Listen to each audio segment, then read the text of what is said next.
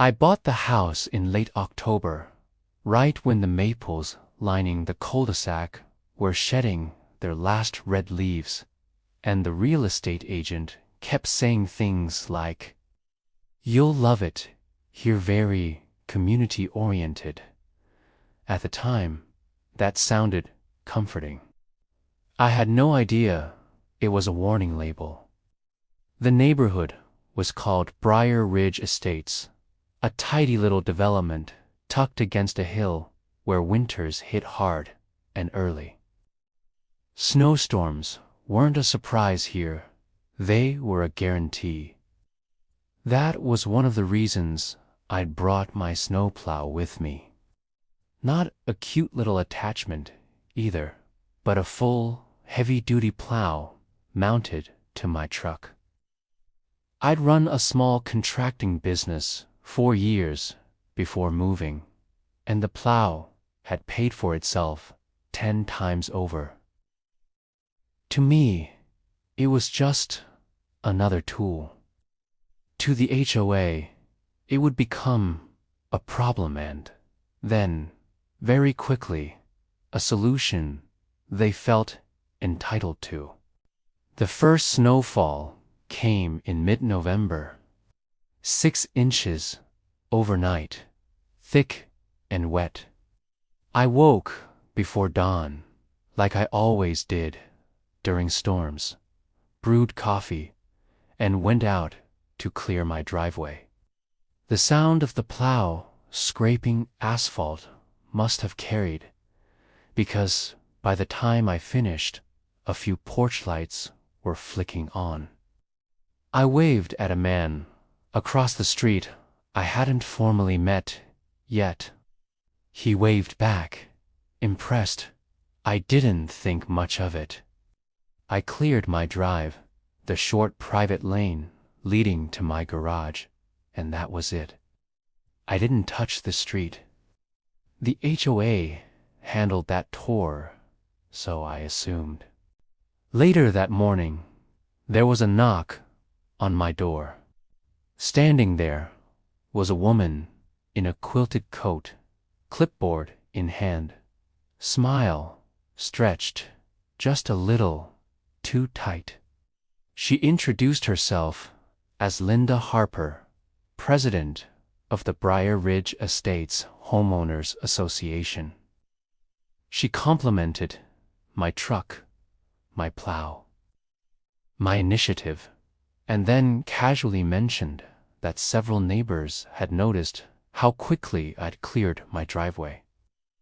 I thanked her, thinking the conversation was winding down. Instead, she tilted her head and said, "We were wondering if you'd be willing to help out the neighborhood during snow events." I asked what she meant.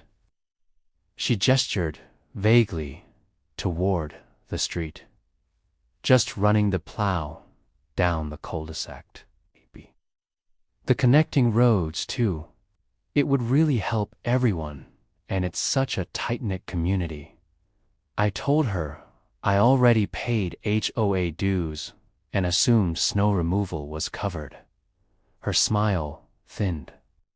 "Yes, well, the HOA contracts a service, but they're not always timely. We thought this could be a neighborly solution."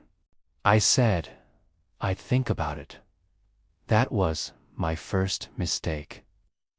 In HOA language, "I'll think about it" means yes, eventually. Over the next week, the emails started, friendly at first, just checking in, then more pointed. With another storm forecasted, it would be great if you could assist. Finally, an official notice inviting me to attend the next HOA meeting to discuss shared resources during winter weather events. That phrase alone should have sent me running.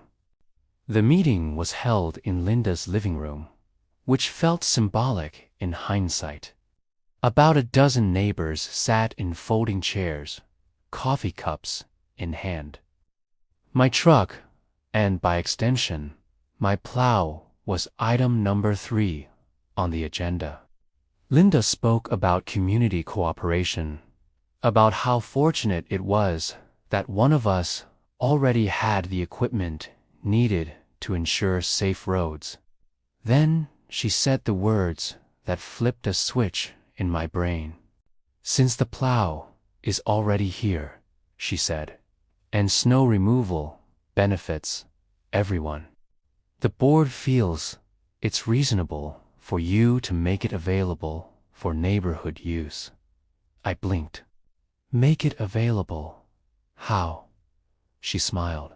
"Oh, well, you'd operate it, of course. Liability issues. But you'd plow the street when it snows. And in return?" I asked. There was an awkward pause.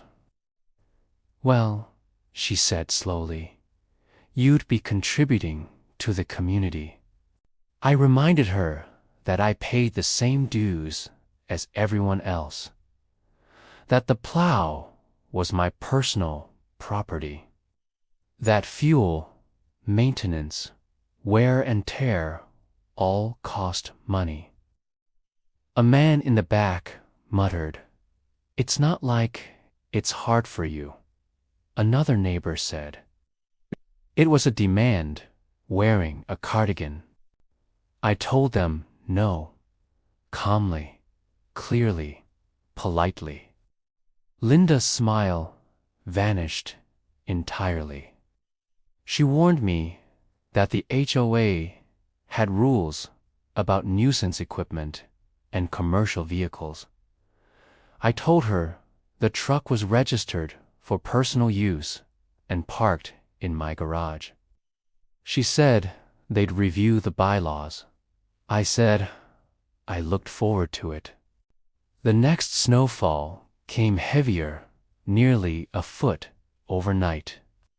I cleared my driveway again, same as before.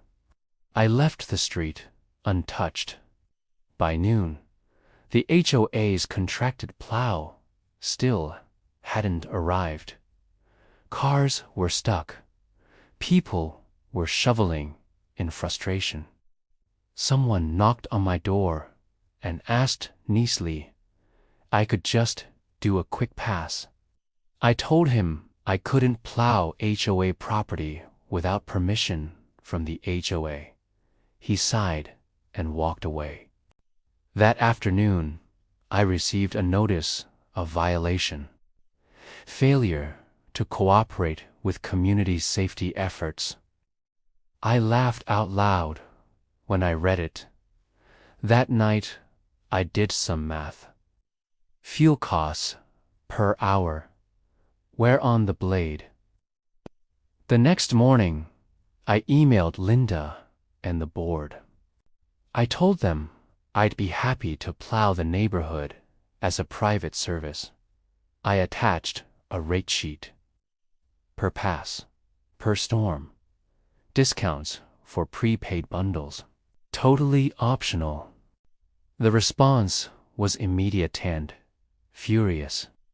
Linda accused me of profiteering, of exploiting my neighbors, of weaponizing essential equipment. I replied that I was simply offering a service at market rate. She said the HOA would forbid it. I asked how they planned to stop me from offering private services on my own time, using my own equipment with willing customers. Silence. Then the calls started. Not from the HOA, from neighbors, quiet ones, reasonable ones. The kind who understood that time and equipment aren't free. One by one, they asked what it would cost to clear their driveways. I gave them the same rate sheet. Most agreed instantly. The next storm, my truck was busy from dawn till mid-morning. I plowed driveways. I salted. I invoiced. I did not touch the street. The HOA finally sent their plow at noon. At the next meeting, Linda was livid. She accused me of dividing the community. I pointed out that the HOA had refused my offer unless it was free.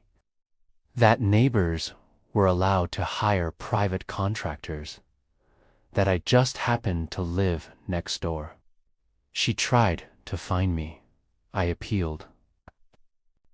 By January, the situation had completely flipped. The HOA's plow service quit mid-season budget issues, apparently.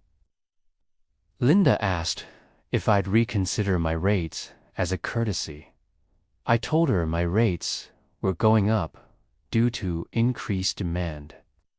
That winter, Briar Ridge Estates learned a very important lesson about entitlement, labor, and the true cost of neighborly favors. I made enough to pay my HOA dues for the next 3 years.